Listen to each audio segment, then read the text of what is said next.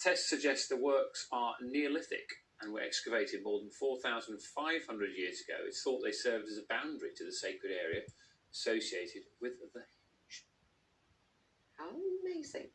Latest government figures show that since the coronavirus crisis began, more than £28 billion have been spent to protect workers and those who are self-employed. Despite the huge figure, though, well over 1 million people are still losing out. Talking about Stonehenge, Sean's having a bit of a dig around these numbers this morning as well. Morning, Sean. Very good, Dan. Morning, everybody. Yeah, these numbers, I mean, we've had some huge announcements, haven't we, over recent weeks and months from the Chancellor supporting workers, and it's kept a lot of people in their jobs, for now at least. But MPs on the Treasury Select Committee, they're just one group of people that are concerned about those workers out there who've seen their income fall but are not able to tap into those support schemes one way or another. Let's just have a look now at those schemes that are out there. There's some big numbers involved. The biggest cost so far to the Treasury is this job retention scheme, the furlough scheme, where the government is subsidising wages, but people can't work for the business. They stay on the payroll of their employer, though. And the latest numbers show over 9 million people have been able to access this. That cost £21 billion so far. Then, for self-employed workers, there's this self-employment income support scheme.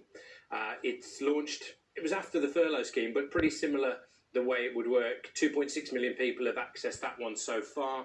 The cost is nearly £8 billion for that. But the big problem for a lot of people is the fact that they don't maybe quite meet the criteria for those different support schemes one way or another, estimated to be well over 1 million people at least, according to that group of MPs who are looking at all that. And that's people, freelancers, people who started a job more recently, self-employed people who maybe don't quite qualify, and company directors as well. And one of those is Tracy Bedwell, who we've been talking to. She runs her own training consultancy, and she's had a few problems in the last few weeks and months with her income that's coming in.